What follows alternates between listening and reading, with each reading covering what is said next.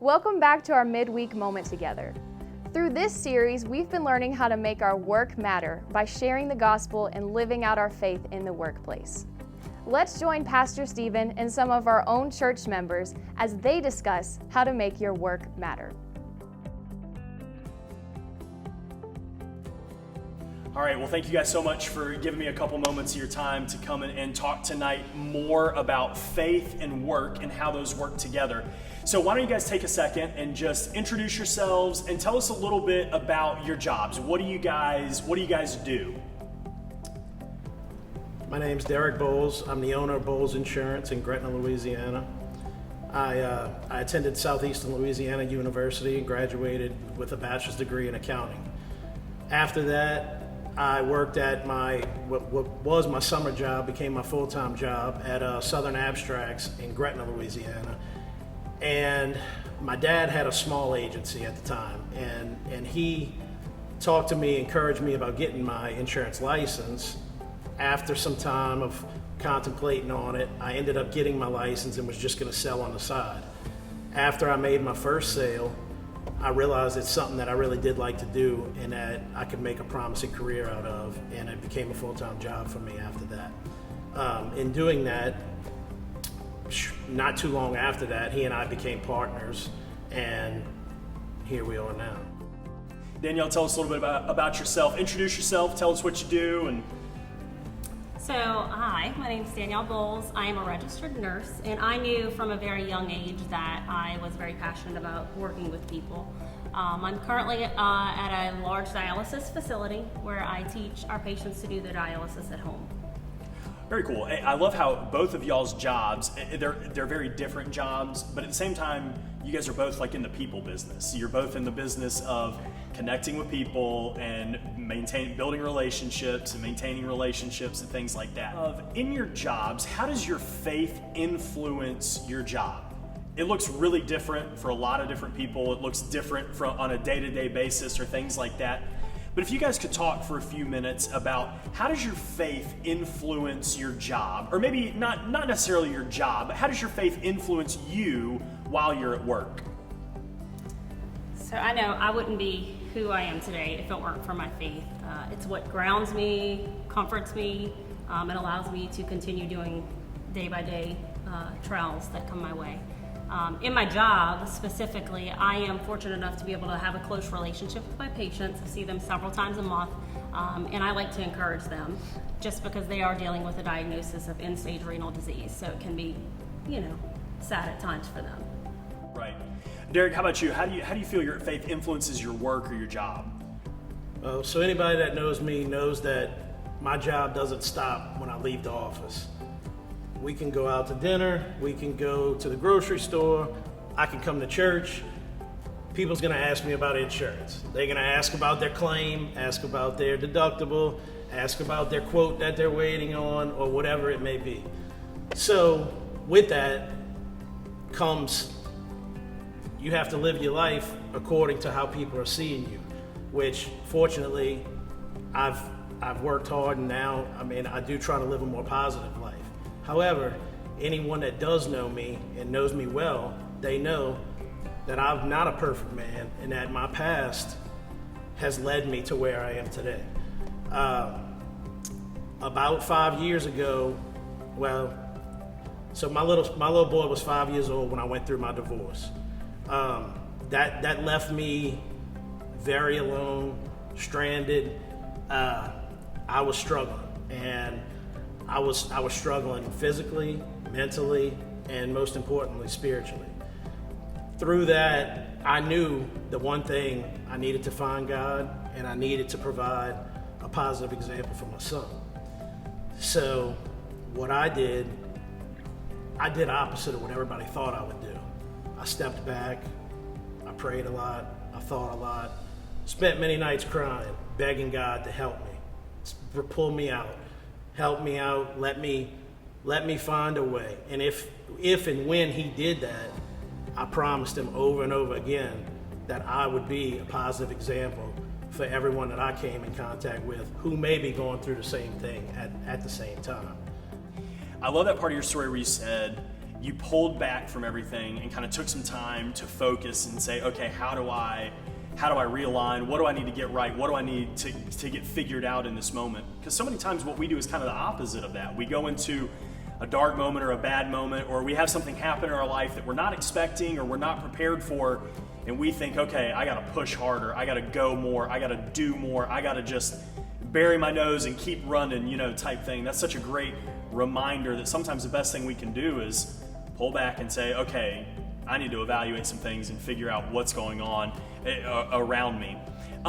Now, one of the things I want to talk with you guys about, and this is, Derek, this is primarily through your insurance agency, but Danielle, you've been helping out with this as well. One of the cool things that you guys have started to do is you guys do a toy drive every year.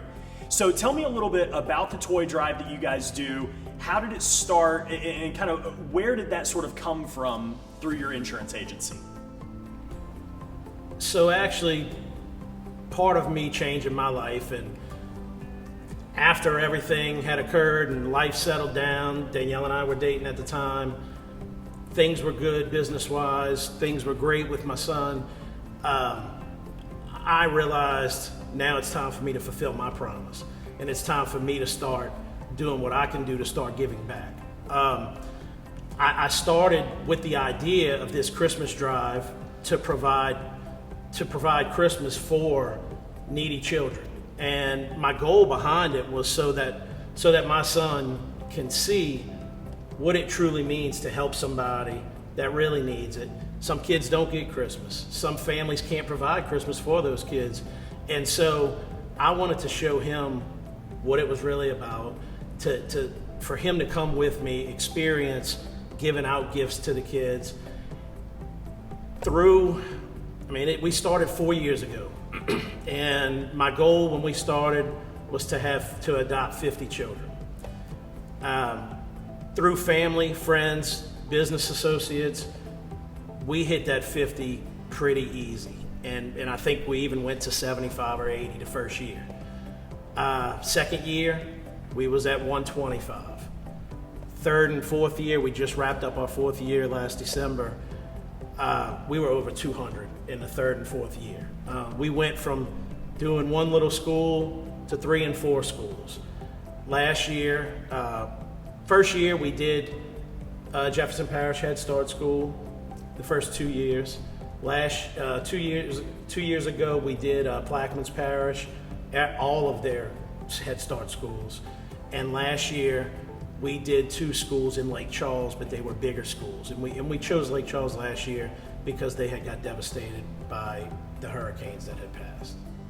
It's such a great example of being able to give back and then setting that example going forward. That it's not just we might as well do this, why not? It's the right thing to do or whatever, but having a goal in mind and saying, hey, I've got the ability to do this and the way to do this, and so I'm going to do it to set an example and kind of pass that on. So we interact with a lot of people on a daily basis, and when I put it out there, the first time I put it on social media, within hours, we pretty much got to my goal. And so I said, it really opened my eyes up to, man, this could be something really special if I just do it the right way and focus on what we need to do and the timing of it, the placement of it, and the organization of it. Now, it's not that it's not a lot of work, but it kind of runs itself because we're so familiar with it that, I have plenty of family that step in and they know the routine now. They help out. Plenty customers I have, they'll tell me, keep me on the list every year. I want 2 children. I want 4 children. I even have some guys I do business with that take 10 and 20 kids. So, different people from around our community, they step in and they're really what makes it a success. That's so cool because, giving back is such a key part, I think, that sometimes we overlook. And really, when we associate it with our work, we may think, well, how do I give back at my job? My job, I can't give back at. That's just my work. That's just what I do. I don't want to think about giving back through that. But it's such a great reminder that, that's an avenue that those are relationships that you built.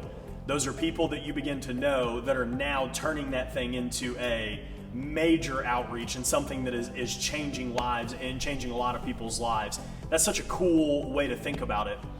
So let me ask you guys this question. How would you encourage other people to begin to do that in their own life? Taking what they do and then using it for other people.